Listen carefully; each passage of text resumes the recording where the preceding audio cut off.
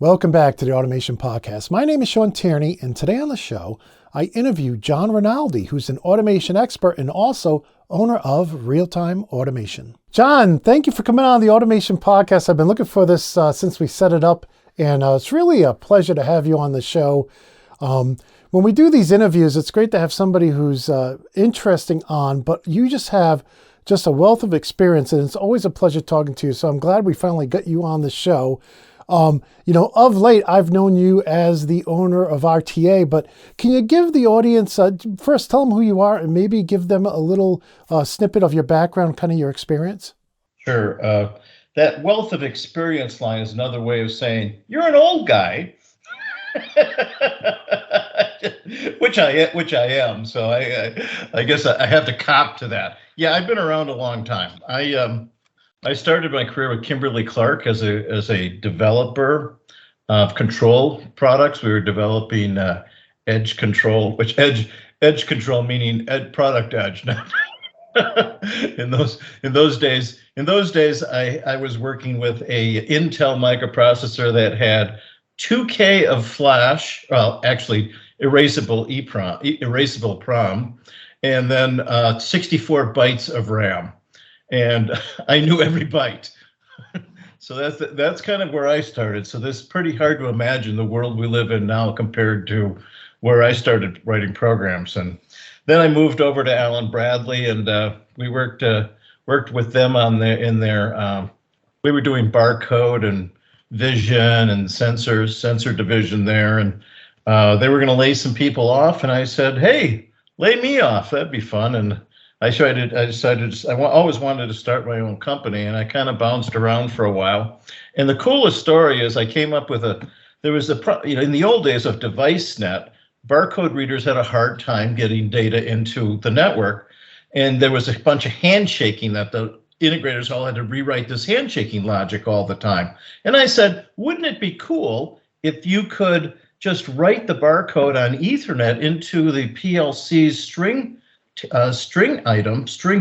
tag, and then the tag length would go up, and then the PLC could process it, set it back to 0. We could write the next one in. There'd be no handshaking. So we did that, wrote that code, and I tried to sell that to a big company that shall be named nameless.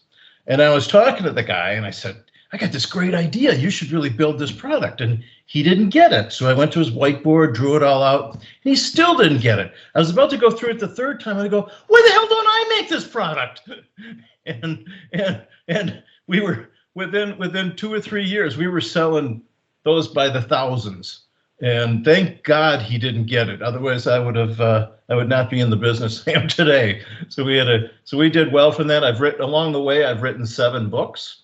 5 of them on industrial automation. I wrote 2 on OPC UA, 1 called the Industrial Ethernet book. I've written a couple of books on Ethernet IP. The latest one is one that we just released last year. I worked with Gary Workman from General Motors. A lot of us old timers know Gary. He was the big communications guru at GM. And at RTA, we're all about connectivity. That's all we do is help companies get connected, help people move data around the networks, and been doing that now for 30 years. And I'm kind of right now I've kind of returned to my roots. I'm back in engineering, helping the engineers with a new product platform that we're working on. So that's pretty nice. I'm excited. I'm happy doing what I'm doing. I've had a great career. I've just really enjoyed industrial automation, meeting great people like you. I can probably count on 1 or 2 fingers the people that I thought were real jerks in industrial automation. There just haven't been that many. Don't call me out now. Well, yeah, I wouldn't include you in that. And one of the things that we do that I think we want to talk about today is my newsletter. So yeah, I premise the company on the fact that we do things differently that other companies won't do. The only way a small company can compete is by doing things that the big companies won't do. And one of the things we do, so we send out Valentine's Day cards. We send out Thanksgiving cards. We do all sorts of weird promotions on LinkedIn. We do things, and one of the things we do is we put toys in boxes. So it's kind of like Cracker Jack. If you collect all the toys, you get a gift. So, no big company is going to do that.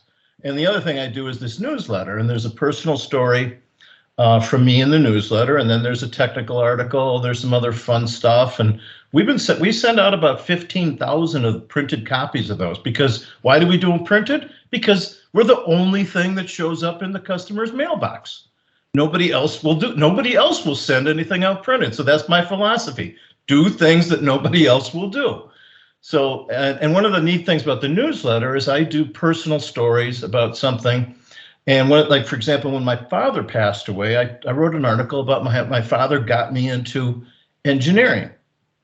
And then I got all of these stories from guys all over the United States of telling me how their dads got them into engineering. Made a real personal connection with these people that you never do when you have customers, and especially when you're doing automation work where you're just selling a product.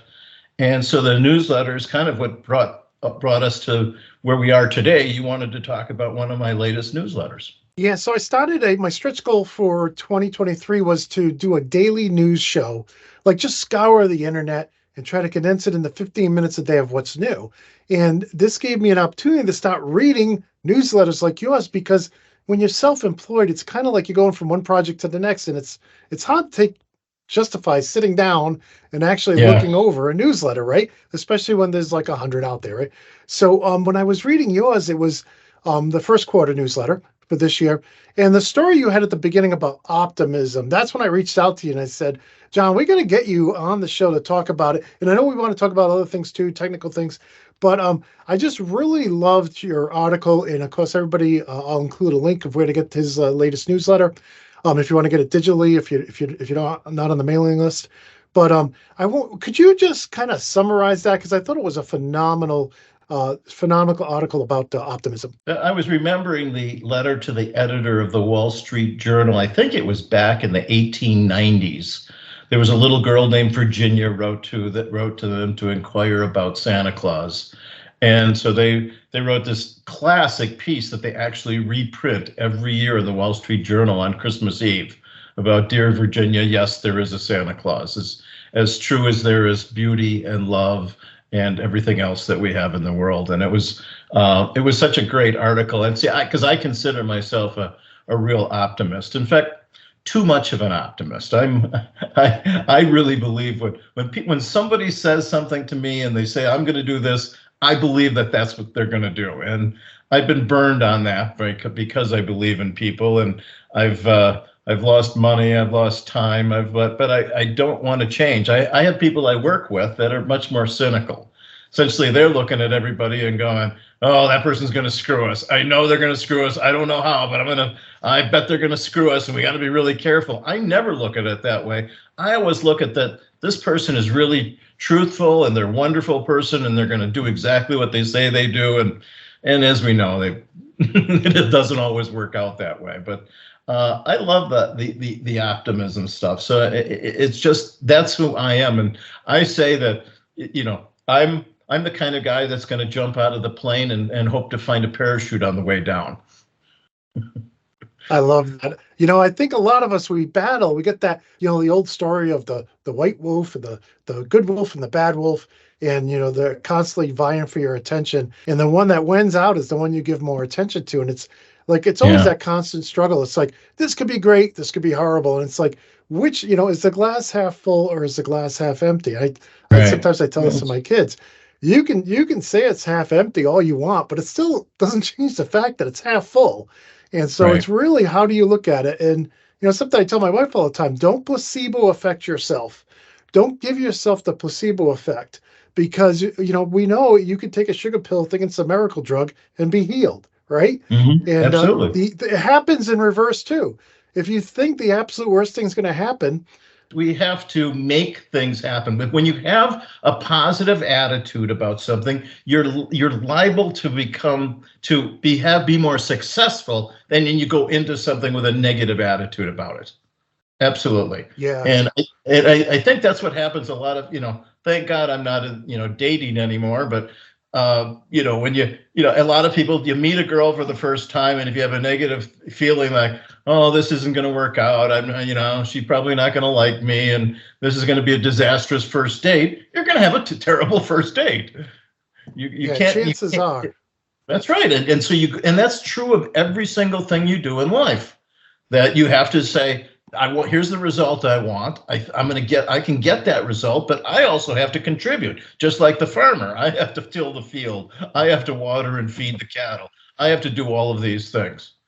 So that's what's important, that and that's part of having that optimistic attitude, and the can do, will do, I'll get the job done kind of attitude. And that's the kind of people that we like to hire. And I've actually found out that there's two kinds of people that have that kind of attitude that have been really successful for us when we're hiring engineers. People who work in restaurants, whose parents owned restaurants, or people whose parents owned farms.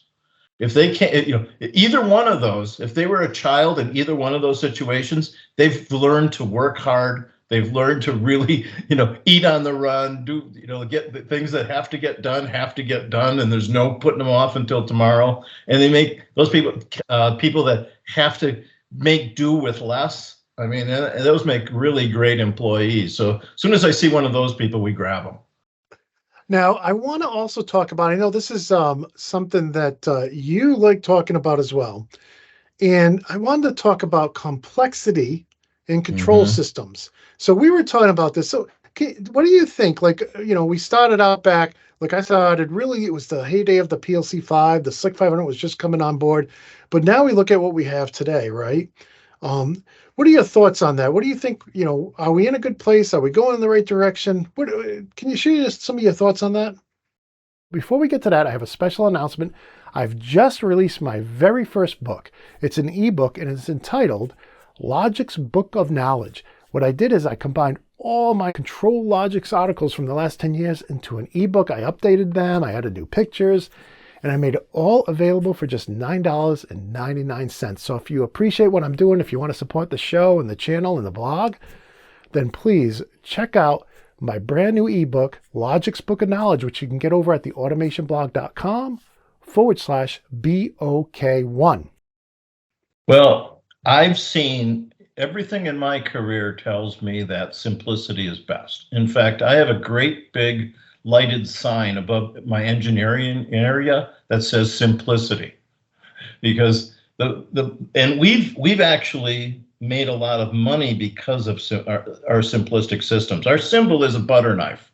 I have this $1,500 50th anniversary Swiss Army knife. If you ever come to my office, I'll show you this thing. It's got 125 tools. There's screwdrivers and pliers and scissors and everything you could imagine on this thing, but it's unusable because it's too complex. So I hold that up, and we take it to trade shows. They said, don't touch this thing because there's a lot of sharp edges, but look at that's the typical automation product. Got all these freaking features, and ours is a butter knife. Ours, because we have the simple product. It does just one thing and one thing only. And I learned that long time ago when I was on the factory floor trying to install stuff. Get a product. I just wanted to read 2 Modbus points and put it up on the little display. And I got a degree. I got a degree in electrical engineering. I got a master's degree in computer science. I've been doing networking for 10 years. I knew Modbus inside and out.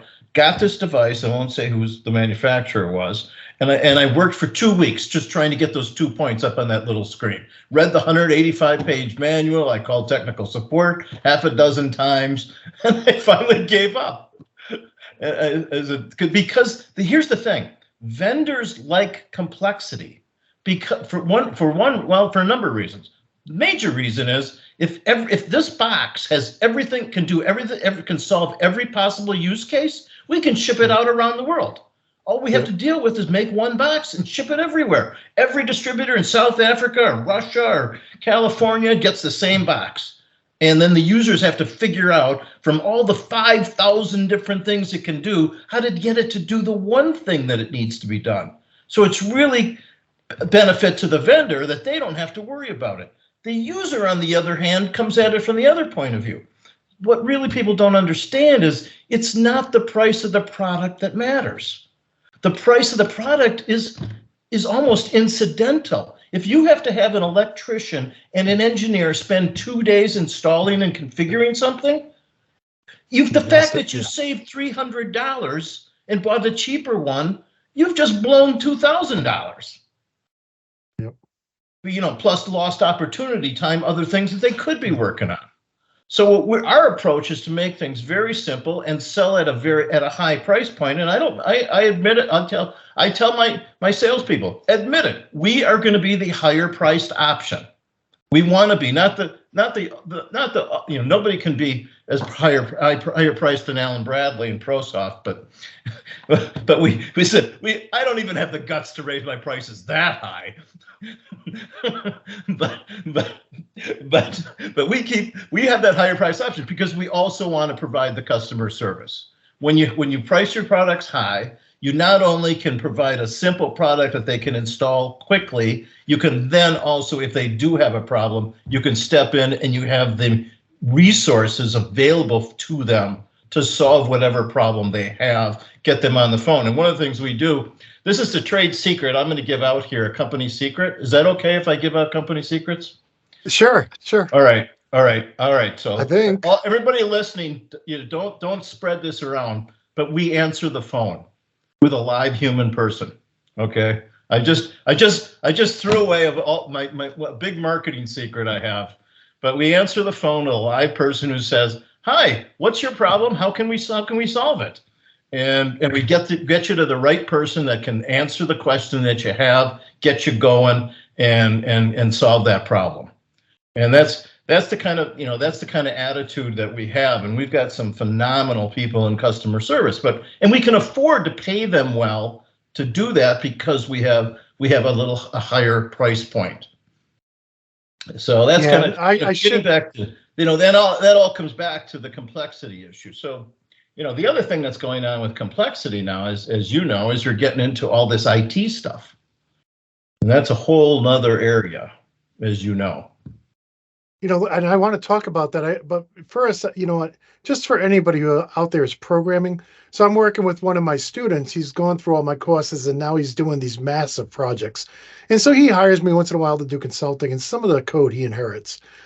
I mean, they're looping through, 500 different servos. There's only 3 in the system, but they thought it would be fun to do a full while loop, and let's just do everything. And hey, you don't need any code. You can just do everything through an add-on instruction and a little structured text, and we can just loop through that 500 times. We have 3 servos, but we're going to loop through this thing 500 times because, hey, the machine could have 500 servos. And so things like, and I'm oversimplifying the course, but things like that, it's like, look, at some point, somebody besides yourself is going to have to maintain this. Mm-hmm. And you need to design with the future in mind, with uptime in mind, with, hey, you know what? What if I call in Rich tomorrow, right? I want to leave the next guy in a good position. I don't want it to be custom code that nobody's going to be able to figure out. So yes, I'm all about simplicity, doing things, especially when it comes to writing code. I learned this when I was a preteen, writing on my Commodore VIC-20. I was writing my own code and playing around with computers. And it was like the simplest is the best because it's the easiest to remember, the easiest to troubleshoot. So that's kind of my perspective on that. But I did want to kind of get into edge devices. So everybody's talking about edge devices, right? Yeah. Every time I turn around, everybody's talking about edge devices. As a matter of fact, I'm kind of confused because I didn't know there was a problem with the edge, but now we have this huge need for devices living on the edge. So when you're developing products in your company and you guys have to look at what to do and what not to do, how do you see this whole movement to edge? Because I think every manufacturer now has an edge device. What's your perspective on that? Well, I have a lot to say about that. Let me see if I can trim it down a little bit. I don't know how many presentations I've been to from big companies where they announce, all right, we're coming out with this edge device and it's going to have a store and you're going to be able to download applications from the store and they'll all work together and it's going to have a coprocessor and it has its network interfaces and this is the greatest thing since sliced bread. And then I go to the next week I go to another vendor and they have the same. I mean you could have cut and pasted the presentations. They're exactly the same.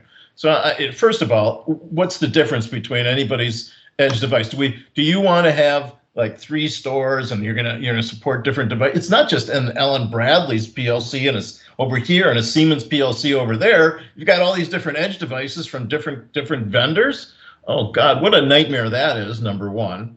Number two, moving data to the cloud is important. I still don't think that we really know what to do with the data. I see a lot of people just creating digital garbage dumps. Just because you can get the data there doesn't mean that you can do anything with it. Perfect example. Guy came to me who was an organic milk collector. He went to organic farms and collected the milk. So he would go to these, but what he wanted to know is, at farm A, is their tank half full or quarter full? Tank B, is it completely full? What's the temperature of the milk in these things? But the thing was, each farm had different equipment. So he couldn't just upload the data because this data is in centigrade, that data is in Fahrenheit. This is the level's a percentage over here, the level's inches over there, centimeters over there.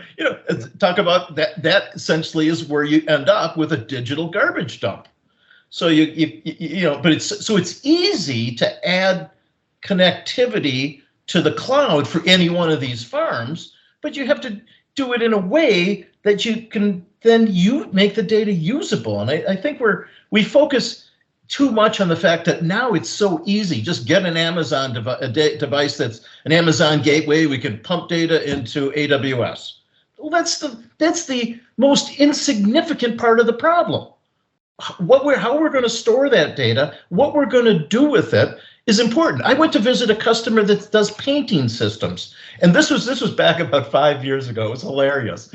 So they were so proud of themselves. They took Modbus data out of their painting system, they moved it into the cloud, and they were so proud. They were showing it to me, and the guy goes, "So John, do you think how do we make money with this?"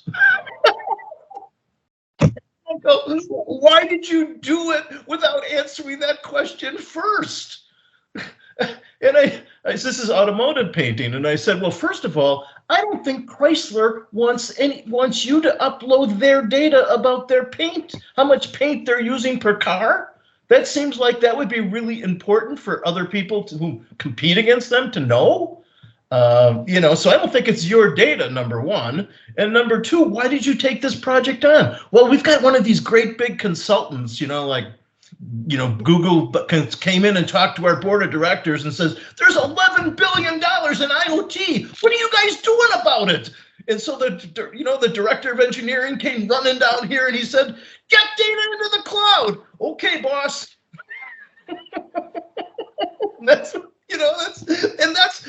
That's the problem where these things are coming from is they're coming from the top down, and they're not being driven by how can we serve the customer better. Yeah, I agree with that. It's different than alarming, because with alarming, they're going to define alarm for anything that can go wrong, because you have inputs for all those things, or you have math to figure that out. So you create an alarm for everything, not knowing what's going to happen in the future, which alarms will be used. But when it comes to data, I'm on the other side. I'm like, grab the points, log the points that you think locally that you'll think will be important, but don't send everything to the cloud. Don't send everything to your dashboard. Pull out of that historian or that archive or that whatever. Pull out the pieces that you're going to actually look at right now. Put those on the trend and look at those. But when you have like an OSI Pi system, and it's great at crunching data. It's great to grab all the process variables and store them locally. But why send them all to the cloud? You're just making a bill for yourself with Amazon, right? Yes. And then I understand everybody's going to try to sell you their AI solution to dig into. They don't have a clue what your data is.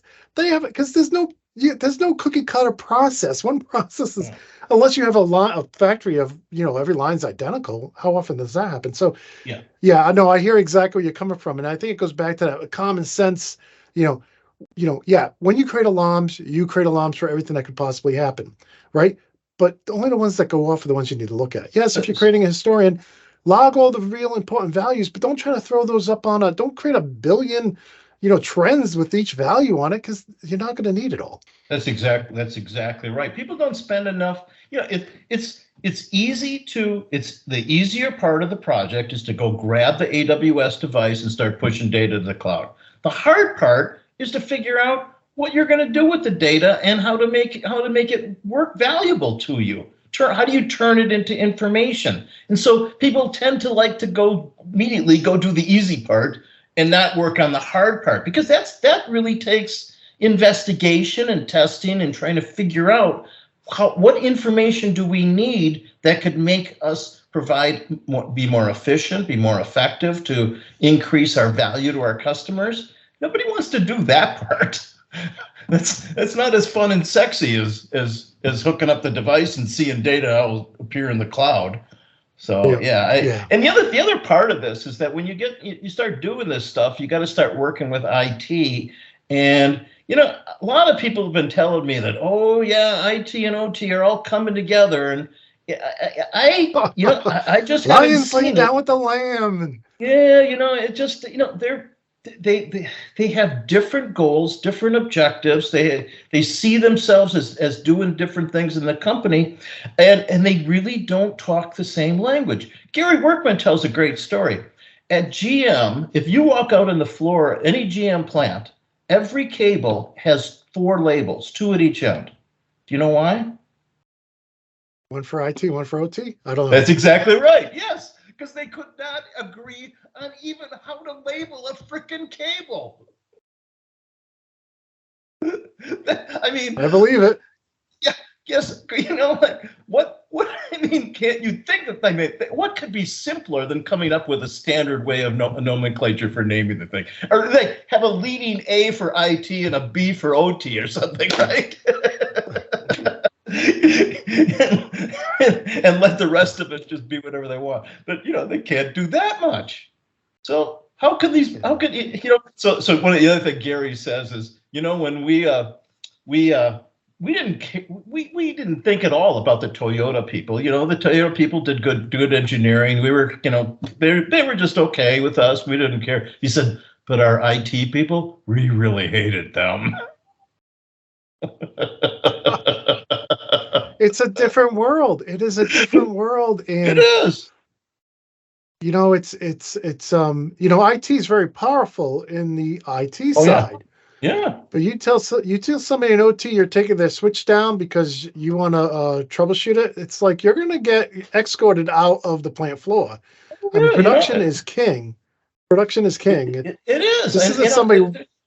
You've heard these stories about IT sending out network pings to every device, every sub-network in the entire plant at 2 a.m. Well, that overloads the industrial switches, upsets the timing and some of the Ethernet messages, and now so the network goes down, and so they lost production. But IT doesn't take responsibility for that. That's just we lost 10 minutes of production, which is probably some of the auto plants can be $500,000 because it takes time to get everything restarted again. You've lost a bunch of stuff. So there used to be a glass plant near one of the places I worked, and you did not want to trip that because that was a nightmare. Yeah. When the molten glass, if it's not shut down the way they properly, it's a long process to clean the whole system out. That's exactly. I read that story in the Wall Street Journal because that's what's going on in some of the places in Europe where they had to shut down some of those plants because of energy. Oh, really? A glass plant uses a ton of energy, and with the price of energy and they were worried about the availability, so they've shut down some plants, and the glass plant, all that molten glass ends up at the bottom of the trough. Yeah. And you're in there. I mean, in most cases, you're in there manually chipping it out. I mean, there's no, once it's out of the furnace, there's nothing to heat it back up. You're chipping it out. So, and again, I'm not a glass manufacturing expert, but I've been to some plants and heard the horror stories of what happens. So complexity is a really tough. You should always. I encourage everybody that's listening. Go. The simpler is always the better. Get things done simply. Don't put in all the different features and all the niceties. Just get something that works that's simple to understand, something that you can explain to anybody else, that can be maintained, and build systems like that, not monstrosities. I've seen some of these diagrams that some of the OPCUA people put out on their annual meetings, and I just fell over. It was so complex. And yeah, I mean, I grant them they're really incredible designers to come up with that stuff, but who's gonna get in there and understand it and fix it when one of those pieces isn't working right? Yep. It's impossible. Yeah, you should only have the level of complexity you absolutely have to have. I want to tell one more story. I want to tell another story. Oh, please. I was at the ODBA conference last, I think it was about a year ago now, maybe 14 months or so, last January. And there was a guy from Procter & Gamble that spoke there. And Procter & Gamble tests a lot. In fact, they built their own R&D plant. All it is a water plant. It's a process plant. That's all it does is it heats water up over here, pumps it over there, cools it down, mixes it with other water over here. They've got all the typical processes that you would have in a process plant. And then they added all of this complex devices to it. They added everything you could find, every OPCUA device and mass spectrometers and all kinds of crap. And the guy said, we love the data we get out of that R&D plant, but we would never, ever put any of that equipment into our production plants. And he said, for two reasons. One, it can't be maintained. He said you need an engine, a very strong, highly skilled engineer to maintain that system. And number two, if we trained up our techs to the level where they could maintain that, they would quit and double their salaries at someplace else. So we would be running a school, is what we would be doing. He says, so he said, that again, we're going to stay with the simple stuff that we've used all of these years, and all this other stuff is great, great data, but if we can't maintain it, the data's not worth. We're not going to get any data out of the plant when it's not running. Or any profit or product. That's right. You don't get any product and you don't get any data out of the plant when the line's not running, because some piece of it is down and you don't have the skilled person there that understands it well enough to figure out which piece of all of these related complex components is not working. Same thing, and that's where security comes in. I mean, the security schemes that I've seen are just unbelievable to me. What are these people thinking? Encrypting every I/O message between a PLC and a drive. Come on, people. Just keep segment that piece of network, that cell, away from everybody else. Don't let anybody else into that cell. That they all have to come through a specific path where they get validated if they want to get access to that cell.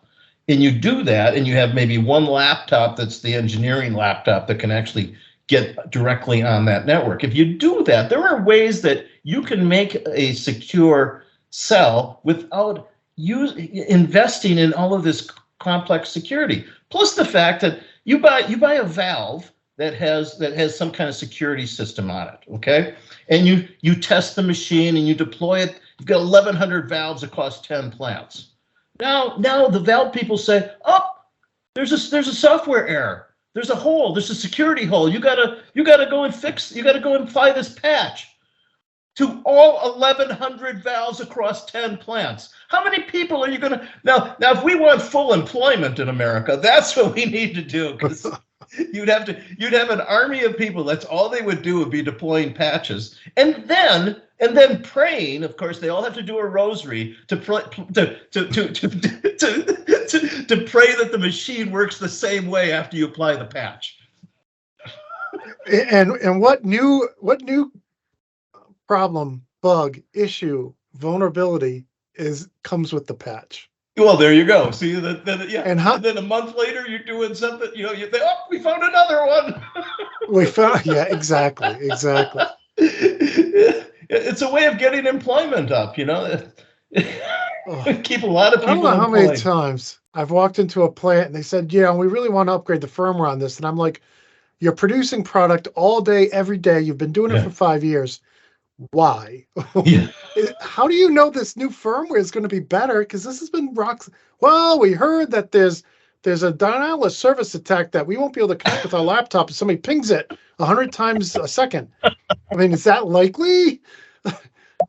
Who's going to be pinging this 100 times a second here? Oh, wait, are you going to plug this into the internet so it goes to Iran and China and, the kingdom of Southern Africa or wherever it's going to go where the princes are trying to get their inheritance? I mean, come on.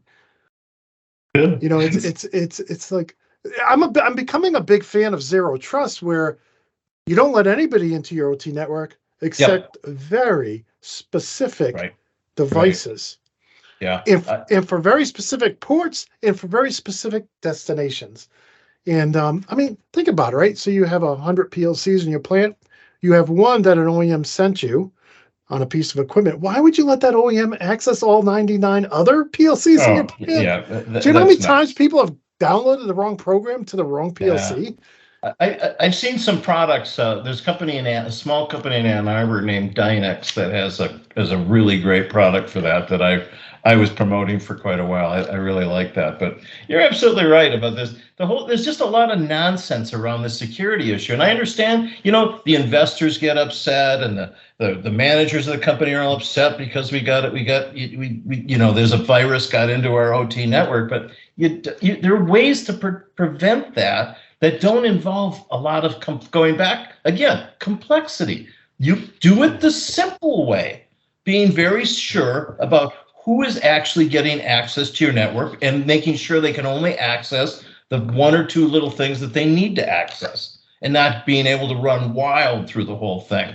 Yeah, you're exactly right. I mean, again, it goes back to where we return to simplicity again. Guess what? Here we are again with talking about security, and that's just the right way to do things. I think I spent quite a bit of time. I probably spent 1.5 years or 2 years of my life really focused on security, and just came to the conclusion that we don't need expensive, complicated security systems in our manufacturing processes.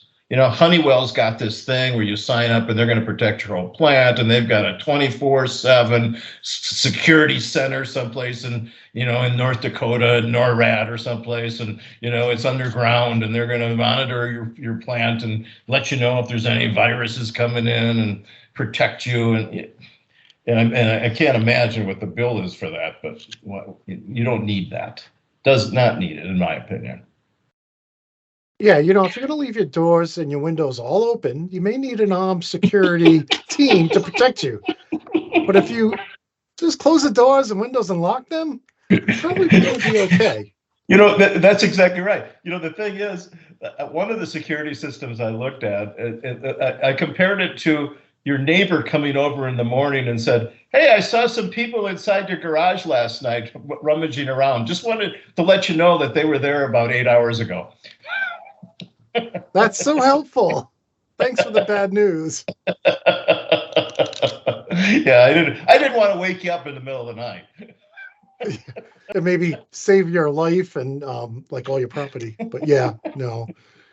Yeah, I definitely, I'm with you there. I guess the last question I want to ask you, and I'm kind of putting you on the spot here, but you're somebody who's constantly working in product development. You're working with other vendors. You're talking to all the different organizations. So, as we look to the next, I don't know, couple of years, right? I'm constantly reading these articles. Every company wants to share what their trends are going to be for the next couple of years. Do you have one or two that you see that are solidifying? I mean, we know all the HUD, everybody's talking about, AGVs and AMRs and cobots and, MQTT and, edge devices and digitalization, and the list goes on and on and on. But from your standpoint, from your viewpoint where you are, what do you see a couple of these topics really fleshing out and becoming prevalent?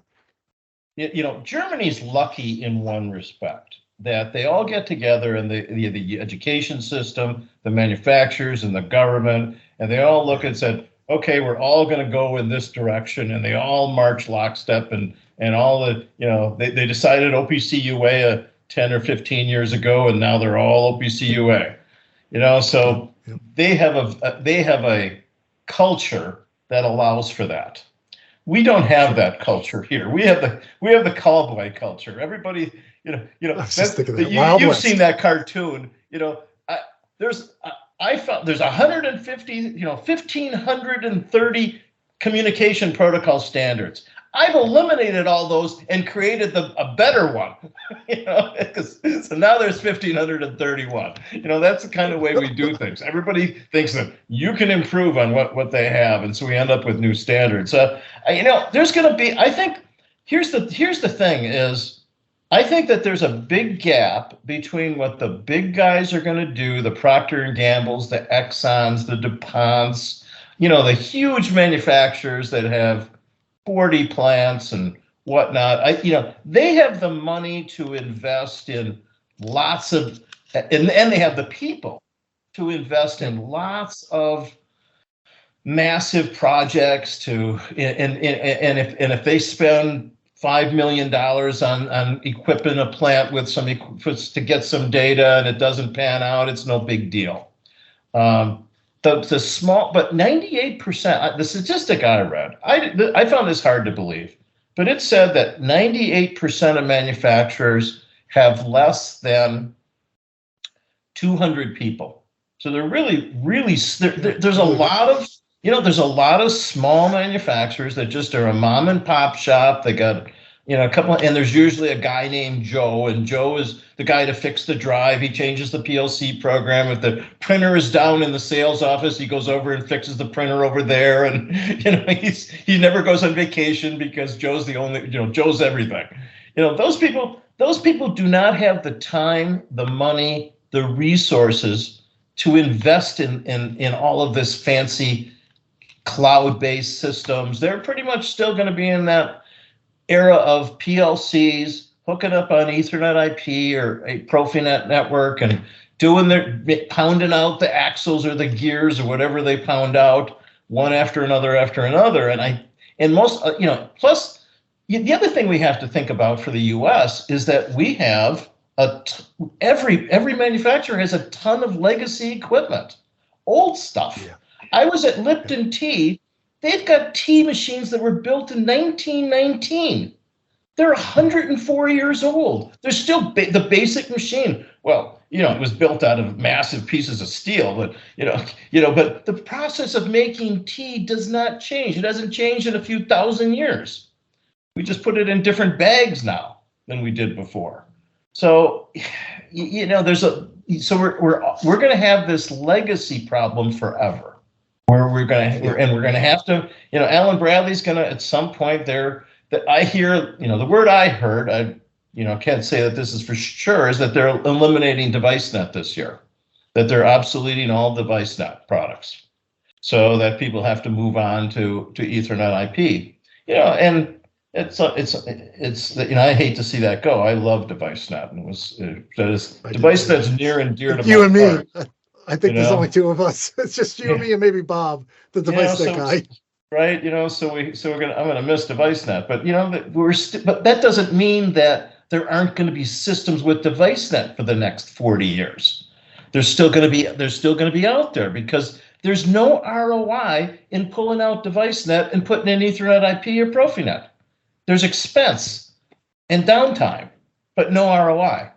So, we're always going to have to deal with that legacy problem. And one of the things that I'm personally working on, and I have engineers dedicated to this full time, is we're coming up with a platform to help deal with that stuff.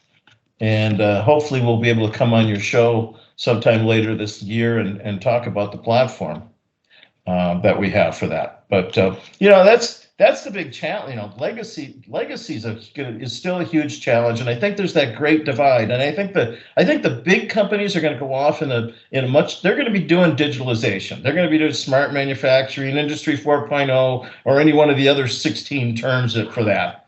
But the smaller manufacturers, I just don't see changing a whole lot. That's kind of where I am on that whole thing. Yeah, and I have to agree with that. Today is Tuesday. This won't release today, of course, but today's Tuesday, and so far I've had a PLC 5 question, SIC 500 question, Panel View Plus question, RS332 question, and one other question, all on legacy stuff that people are calling in. And that's why I have a legacy panel view right here, because somebody's trying to use a legacy panel view with a brand new PLC. And so I'm hoping to do that in a tech tip, but that stuff will be around forever. And, there's no harm in learning it because, you learn basic electricity before you learn, three-phase, before you go into the higher levels, you learn about basic switches before you get into motor theory. And so learning this old stuff, to me, it's kind of like learning DOS, right? I always think it's fun to teach somebody how to use DOS because it's like, this is what came before Windows. Windows used to run on this. When you open up that command line, you're pinging your network switch or your PLC, that's DOS. And so there's nothing wrong with learning that stuff and passing that knowledge forward, because that legacy stuff isn't going anywhere. And for old guys like you and me, I should say for me, it's fun to play with that old stuff. You're a young guy, but for me, I love going back. And we had somebody post the other day. He's like, yeah, I started with the VIC-22. I used to love playing with that thing. And so in any case, before we close here, I want to give people a special offer. If they want to get one of my books, I'm going to give like 10 books away. All right. So awesome. I'm going to let you collect the names and addresses. And if the first 10 people that contact Shawn and said, they can have one of my Ethernet IP books, or they can have an OPC UA book. So we'll give them two choices, and we'll give 10, 12 books away. And anybody that wants that is kind of a free gift for people for watching all the way through to the end of the show. I love that. That is excellent.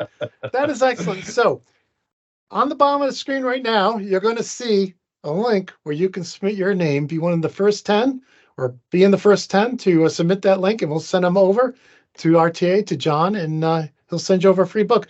We were selling those at the automation school for a while. They were very popular.